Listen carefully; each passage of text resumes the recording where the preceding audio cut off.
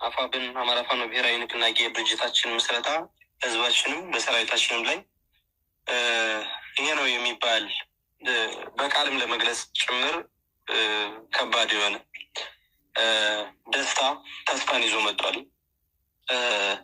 ምክንያቱም ከአሁን በፊት እንደ አማራ በተለይ በዚህ የትጥቅ ትግል አንድና ብቸኛ ሁሉንም አማራ የሚያሰባስብ ለአማራም ለኢትዮጵያም ተስፋ የሚሆን ድርጅት ተመስርቶ ተሰርቶ አያውቅም።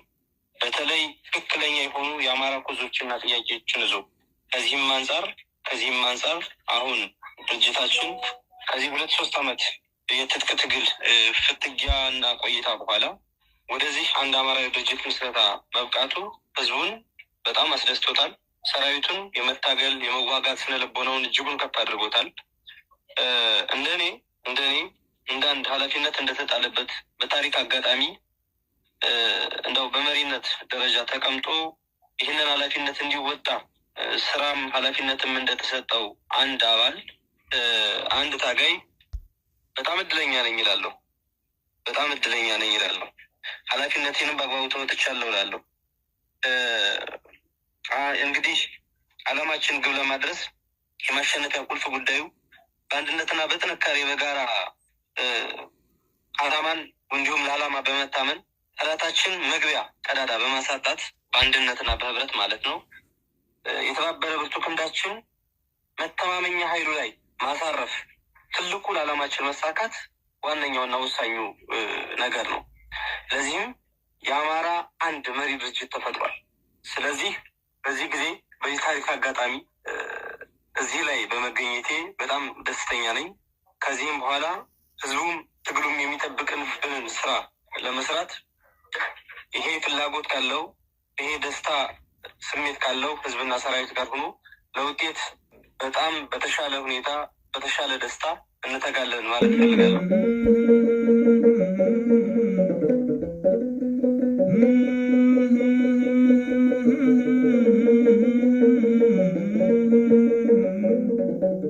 የአማራ ህዝብ ነው ሊያመሰግናቸውም ታሪካቸውንም ሊገልጽ የሚችለውና እንግዲህ እንደ አንድ ድርጅት አመራር ከምንም በላይ ላመሰግን የምወደው አማራ ያው እንግዲህ ባህል አለው፣ ወግ አለው፣ እንዳልኩት መልካም ስነ ስርዓት ባለው እነኚህ ሰዎች ከአማራ አብራክ የወጡ የአማራ እንቁ ልጆችና ምሁራኖች ስለሆኑ እጅግ እኔ በእኔ ቃል አይደለም የሚገለጸው። እንግዲህ መላው የአማራ ህዝብ ይወዳቸውና ይህን ልፋታቸውን ነገ ለህዝብ ይፋ አድርጎ ሊያመሰግናቸው ይችላል ብዬ አስባለሁ። ሁሉን ነገር በማቻቻል ሁሉን ነገር በመገሰጥ ሁሉን ነገር ወደፊት የምንድንበትን አንድ እንደሆነ ሁሉን ነገር በማሳየት እንዲሁም ካላቸው ልምድ ካላቸው አሰራር በአጠቃላይ ይህንን አንድነት ከኛ ጎንና ግንባር ቀደም ሆነው ይህንን አንድነት ወጥተው ወርደው እውነት ለመናገር በሌሊትም በቀንም ይህን አንድነት ለማምጣት እንቅልፋቸውንም አጥተው ስራቸው ሁሉን ነገር ትተው ነው ከኛ ጋራ በዚህ ወራት ውስጥ በአጭር ጊዜ ለህዝባችን ብስራት ለማሰማት የወጡትና የወረዱት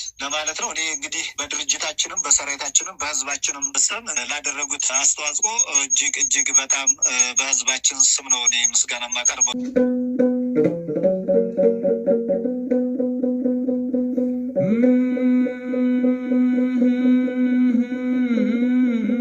ሬላ በራዛ ነው።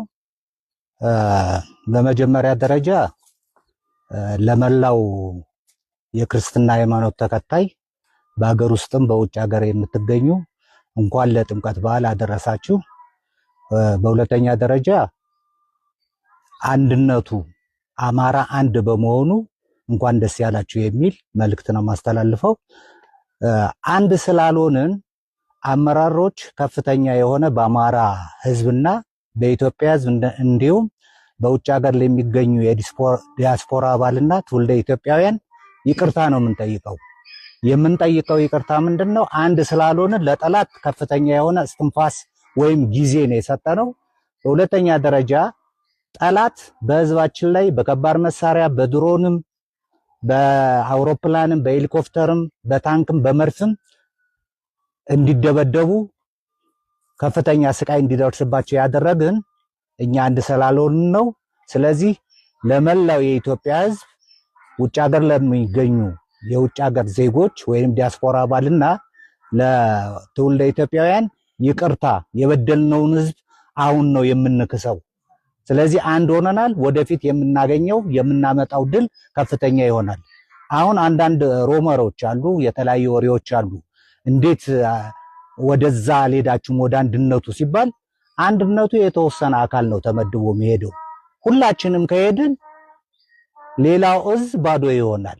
ስለዚህ አሁን የሚያታግሉንን ሰዎች ምርጫ አድርገን በምርጫው መሰረት ሰው ተመራርጦ ተመድቦ የአማራ አንድ ድርጅት እንዲቋቋም ተደርጓል።